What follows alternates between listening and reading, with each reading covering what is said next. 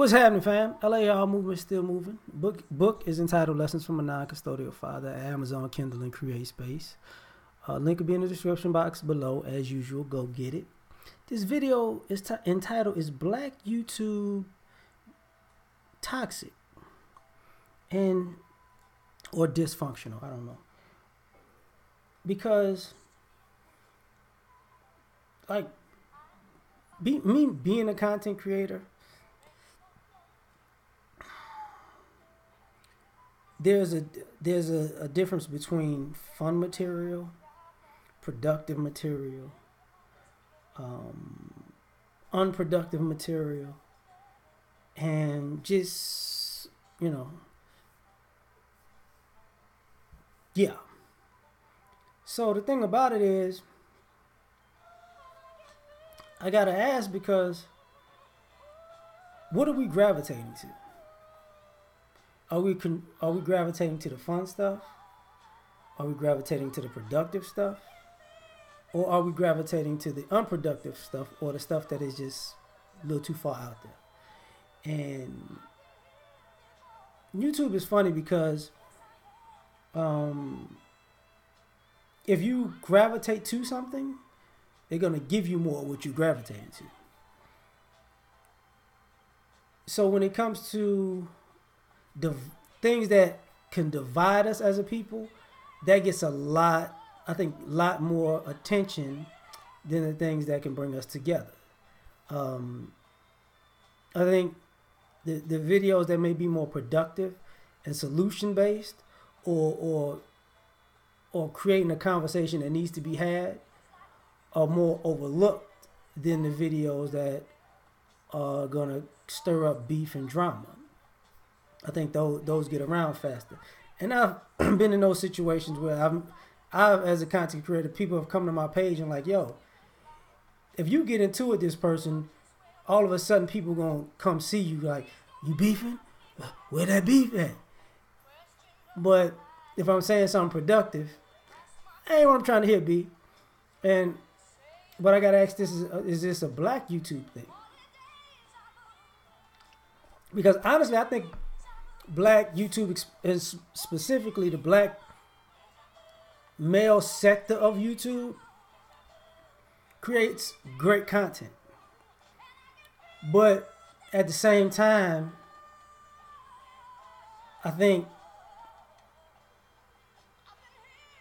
the people might feel are the most successful are like fringes and niches and that type of stuff, and it makes people go, well, do we, if YouTube is a microcosm for the community, what are we gravitating to? Are we gravitating to solutions, or are we gravitating to problems? And I would say a lot of times we more gravitating to problems. And even if we don't gravitate to problems, I will say this: we have a tendency to probably gravitate to fantasy material that may not actually work in the real world. And you gotta act. Sometimes I'm like, what are we cool with?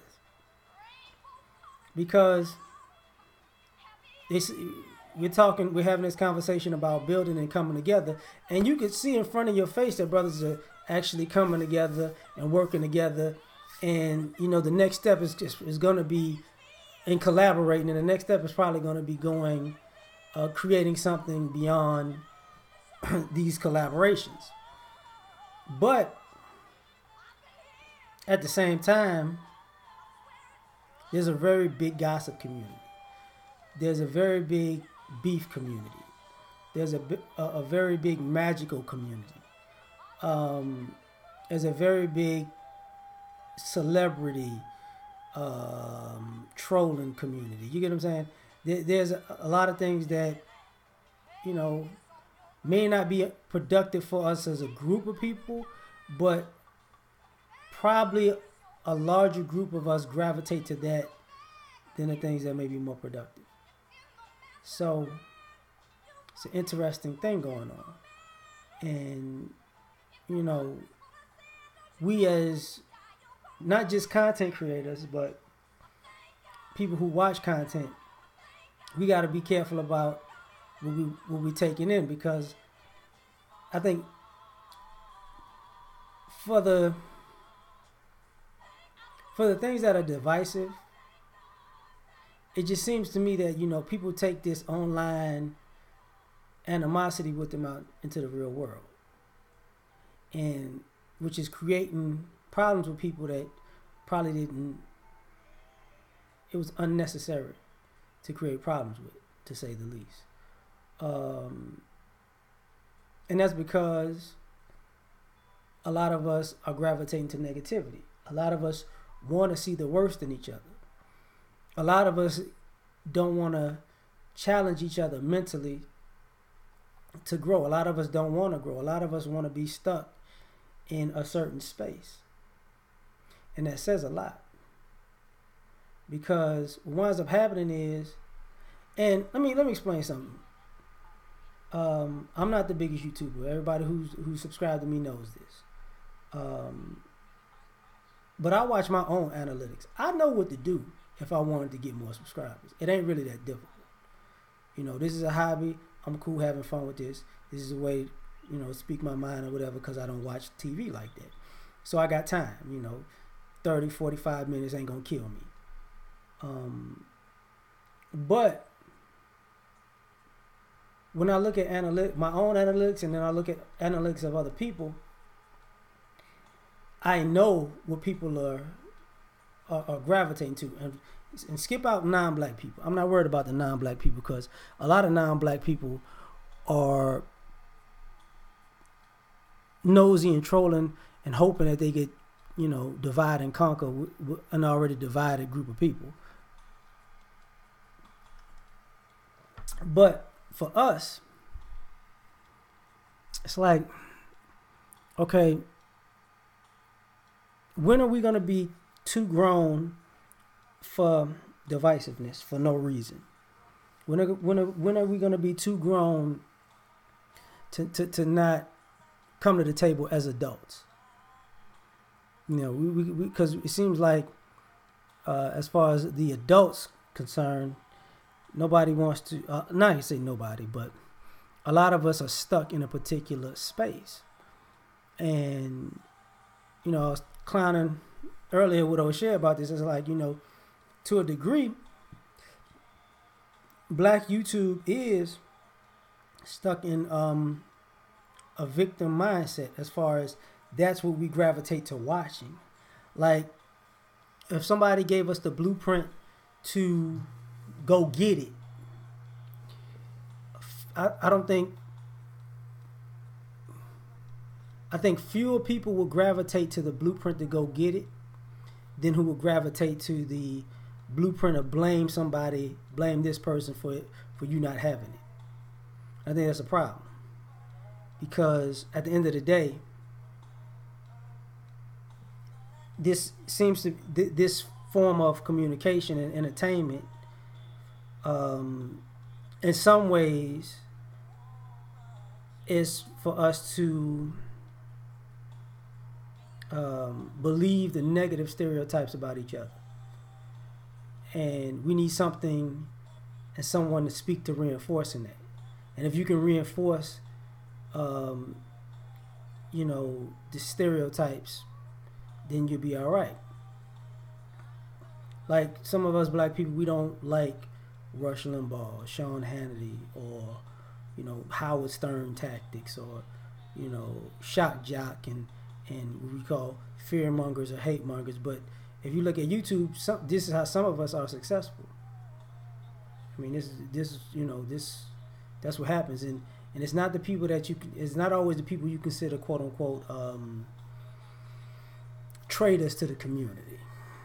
You know, a lot of us gravitate towards negativity, but we don't want to see it as negativity because it's just entertainment. But if negativity entertains you, that means you're negative. You know what I'm saying? So, is black YouTube dysfunctional? You know, and I'm just asking about our little area, because sometimes, you know, certain spaces are, are toxic all the time. Like certain subjects are toxic, and I get that, but certain content, is just certain people's niche is toxic. What this person may do is toxic, and we gravitate to that. Like, we're gonna have some hard discussions. It is what it is. We're gonna have different opinions. It is what it is. We might have different solutions. That is what it is. But to say, what, I have this type of animosity to this group, and everybody say, I'm all in with you, baby, all the time, and that might be a problem. I mean, not might be. That's a problem, because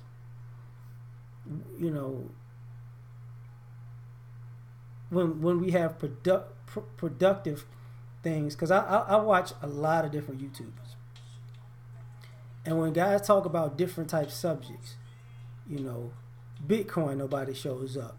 Stocks, hardly anybody shows up. Automation, politics, people have an issue with stuff like that. Unity, but when you go on the opposite end of that spectrum, when we talk about just fun stuff, it's hard. And sometimes to get people's attention, what you have to do is you have to mix productive topics with ratchet behaviors to get people to listen. And that part of it's like, yo, it's ingenious. It's ingenious. But that says a lot about us as a group of people that, to get us to listen, it got to be out of pocket. It's kind of like listening to, we like certain artists, but the music that they make is toxic. Or to like a certain artist, they have to be toxic to get your attention. And I think that we are the same way when it comes to content on YouTube. And maybe I'm wrong, but let me know. We out.